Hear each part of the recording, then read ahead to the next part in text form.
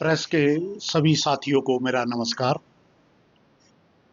आपका मैं यहाँ अभिनंदन भी करता हूँ, क्योंकि आप समय समय पर हमारी जो पेंशनर्स की मांगे हैं वो सरकार के सामने तो उठाते ही है हमारे आपके माध्यम से, और इसके अलावा जो आपके माध्यम से पूरे प्रदेश में हमारे पेंशनर्स में जो है हमारी जो डे टू डे एक्टिविटी है या जो भी कोई मेन हमारी जो डिमांड होती है सबके सामने रखते हैं कि स्टेट की कार्यकारिणी जो हमारी डिमांड्स है उनके लिए क्या काम कर रही है, ये आप मुद्दे हमारे सबके सामने रखते हैं। हमारा जो पेंशनर वेलफेयर एसोसिएशन है, आप जानते हैं, ये नॉन पॉलिटिकल है। जो भी सरकार पावर में होती है हम उनसे उनके सामने अपने मुद्दे रखते हैं और अपनी बातें रखते हैं। साथियों, जैसा कि आप जानते हैं, हिमाचल प्रदेश का जो हमारा 6th पे कमीशन था और सेंटर का 7th पे कमीशन था वो 2016 से लागू हुआ है, पर उसके जो ड्यूज़ है अभी तक जो हिमाचल प्रदेश के कर्मचारियों को और पेंशनरों को पूरे नहीं मिले।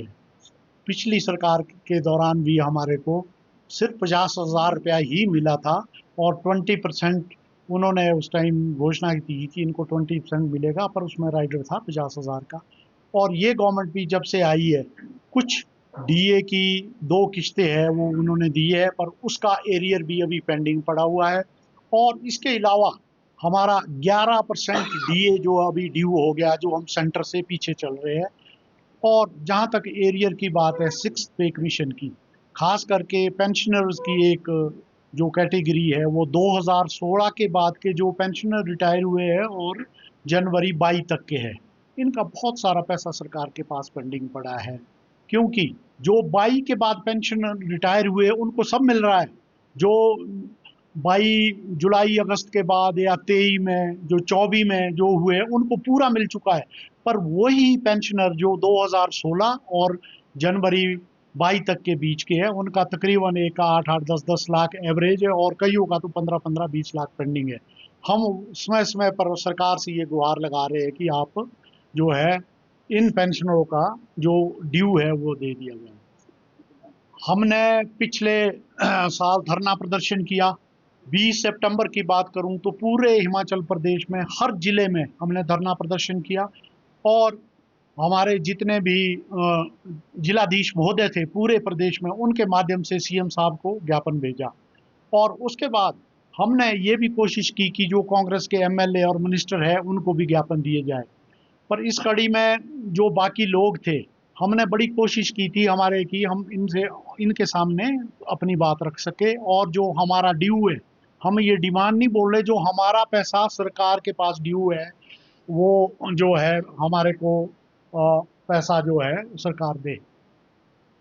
अ, तो हमारी 3 दिसंबर को मंडी में स्टेट एग्जेक्टिव की एक मीटिंग हुई थी और उसमें हमने ये फैसला किया था, अगर माननीय मुख्यमंत्री हमारे को बातचीत के लिए नहीं बुलाते तो हम सड़कों पर उतरेंगे और विधानसभा के दौरान हम धरना प्रदर्शन भी कर सकते हैं।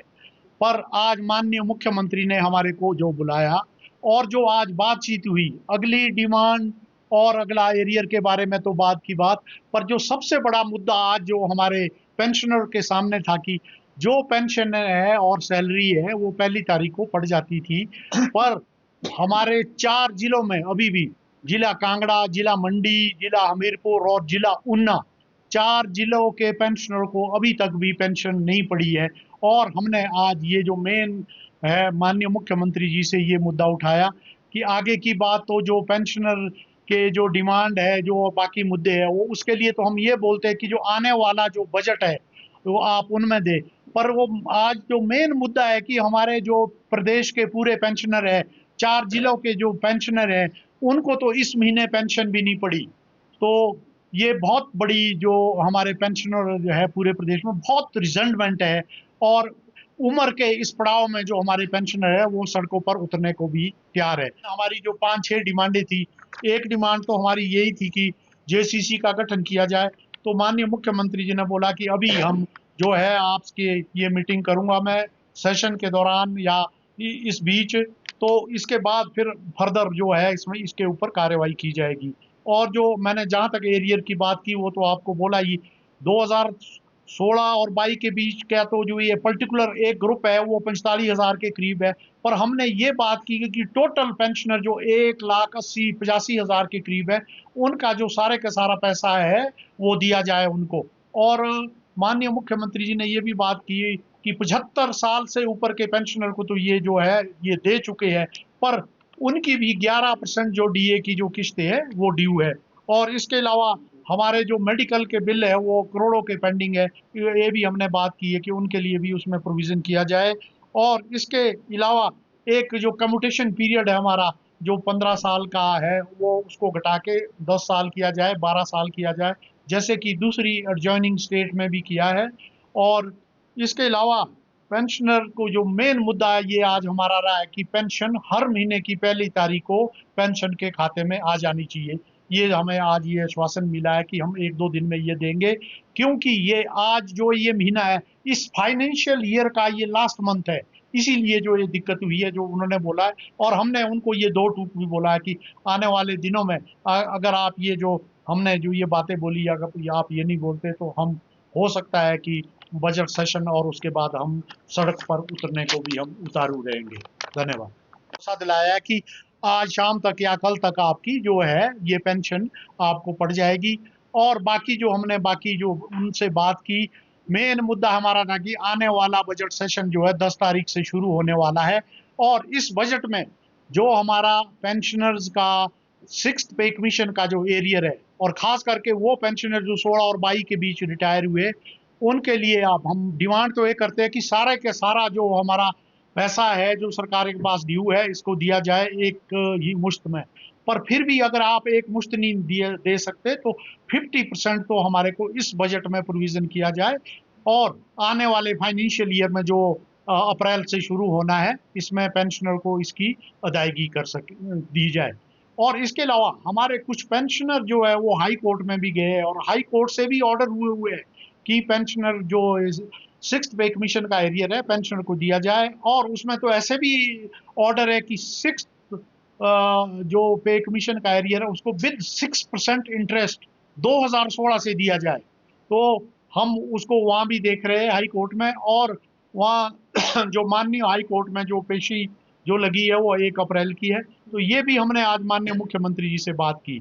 अगर फिर भी आने वाले दिनों में अगर बजट सेशन के दौरान माननीय मुख्यमंत्री जी ने एक और बोला कि हम आपको और सबको मीटिंग के लिए बुलाएंगे, और पूरे प्रदेश के जितने भी जिला के हमारे प्रधान और महामंत्री है, और जिला जो हमारे बाकी ऑफिस बेरर है, और स्टेट के जो मेन ऑफिस बेरर है, उनकी मैं एक मीटिंग जल्दी ही कॉल करूंगा। जैसा कि हमारे महामंत्री जी ने भी बोला था, ये हो सकता है कि हमारे को अभी बजट सेशन के दौरान बुलाए और उसमें ये बात करेंगे। उसमें भी हमारा यही मुद्दा रहेगा। अगर माननीय मुख्यमंत्री जी हमारे से आगे बातचीत नहीं करते और हमें ये आश्वासन नहीं देते कि हम अगले जो हमारा फाइनेंशियल ईयर आ रहा है बजट उसमें ये प्रोविजन नहीं करते, तो हिमाचल प्रदेश का जो पेंशनर वेलफेयर एसोसिएशन है ये आने वाले दिनों में सड़क पर उतरने में भी गुरेज नहीं करेगा।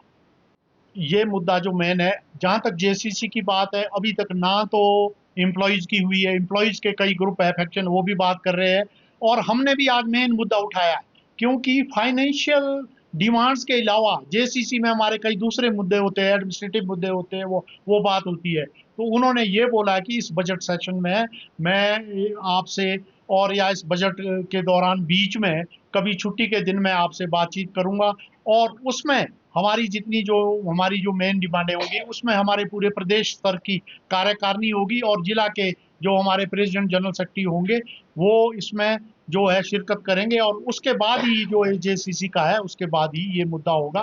पर उससे पहले एक मीटिंग हमारी स्टेट कार्यकारिणी की माननीय मुख्यमंत्री जी के साथ जो होनी है, हम उम्मीद करते हैं कि वो जल्दी हो, उसमें भी यही मुद्दे हमारे उठेंगे। हमारा जो हमने बोला मैम, जहां तक जो पेंशनर 75 से ऊपर के हैं उनको तो तकरीबन मिल चुका है जो सारा, सिर्फ उनकी जो डीए की किस्तें है जो 2 किस्तें है उसका एरियर पेंडिंग है, और 11% डीए अभी पेंडिंग है। जो बाकी पेंशनर है खास करके वो पेंशनर जो 2016 और 22 के करीब है, एवरेज उनका 8-8 10-10 लाख तो है, पर कईयों का तो ऐसा है कि 15-15 20-20 लाख भी है। और जो बाकी है, अब आप खुद सोचिए कि ये 45,000 के करीब वो पेंशनर है जो 16 और 22 के बीच के है। इनका 5-7 लाख तो एवरेज है, पर कईयों का तो 20-20, 15-15 लाख भी है जो हायर लेवल पे जो है। कोई डॉक्टर्स है हमारे, कोई इंजीनियर्स है, या हमारे कोई टीचर्स है, कोई हेडमास्टर है, प्रिंसिपल है। इनका बहुत पैसा सरकार के पास। मैं अभी ये सोचता हूँ कि कोई 3-4 हजार करोड़ जो है एवरेज, अभी इतना पेंडिंग जरूर होगा। मैं एग्जैक्ट तो नहीं मैं कह सकता, पर मैं ये अनुमान ही लगा सकता हूँ। अब ये सरकार का काम है, जो सरकार पावर में होती है कि उन्होंने सरकार कैसी चलानी है, ये हमारा मुद्दा नहीं है। अब हम तो ये बोलते हैं कि हमारा जो ड्यू है आपके पास वो दो, और जो अगर आप हमारा नहीं ड्यू देंगे तो हम सड़कों पे उतरने को भी तैयार रहेंगे। कि सरकार दे पाई नहीं दे पाई इसमें नहीं हमने कुछ बोलना, पर हम तो यही बोलते हैं कि हमारा ड्यू है, हमारा अपना पैसा है, ये हमारी डिमांड नहीं है। और हम कोर्ट के माध्यम से भी बोल रहे हैं, और माननीय उच्च जो हाई कोर्ट ने ऑर्डर भी किया कि विद 6% इंटरेस्ट इनको दो, वो भी है, वो भी हम देख रहे हैं। और सरकार को भी हम अगर सरकार ये हमारी बात नहीं मानती तो हमने तो आपको पहले भी बोला, आने वाले दिनों में इस पड़ाव में हम मजबूर हो जाएंगे सड़कों पर उतरने के लिए। ये माना जाएगा। बिल्कुल, मुझे आपके माध्यम से ही और कुछ न्यूज़पेपर के माध्यम में पता लगा कि पिछले कर वो धरना प्रदर्शन कर रहे थे। हिमाचल प्रदेश के जो विश्वविद्यालय के कर्मचारी है, उनको पिछले कल तक मेरा ख्याल है सैलरी नहीं मिली। आज का मुझे पता नहीं है। और मैंने आपकी बात भी की, वो तो अपना धरना प्रदर्शन वो कर रहे हैं, विश्वविद्यालय ऑटोनोमस बॉडी है उनका, वो जाने जो भी है। पर मैं तो सरकार जो है हमारी, ये जो पेंशनर के खाते में, जो सरकार से जिनके खाते में पेंशन आती है, मैं तो उनकी बात कर रहा हूँ कि 4 जिलों में अभी तक भी हमारी पेंशन नहीं आई है। इसीलिए जो आप बोल रहे हैं ये बिल्कुल सत्य है कि अगर सरकार इस बजट सेशन में हमारे को ये आश्वासन नहीं देती और हमारे को बजट में पेंशन का जो है उनके एरियर का और इनके जो ड्यूज है उसका प्रोविजन नहीं करते, तो आने वाले दिनों में हम सड़कों पर उतरने से भी गुरेज नहीं करेंगे। हमसे जुड़े रहने के लिए हमारे YouTube चैनल को सब्सक्राइब करें और नई वीडियो की नोटिफिकेशन के लिए बेल आइकॉन को दबाएं। अगर आप ये वीडियो Facebook पर देख रहे हैं तो लाइक जरूर करें और ज्यादा से ज्यादा शेयर करें। इसी तरह के और भी अपडेट्स के लिए फॉलो करें हमारा Instagram पेज himachal.ke।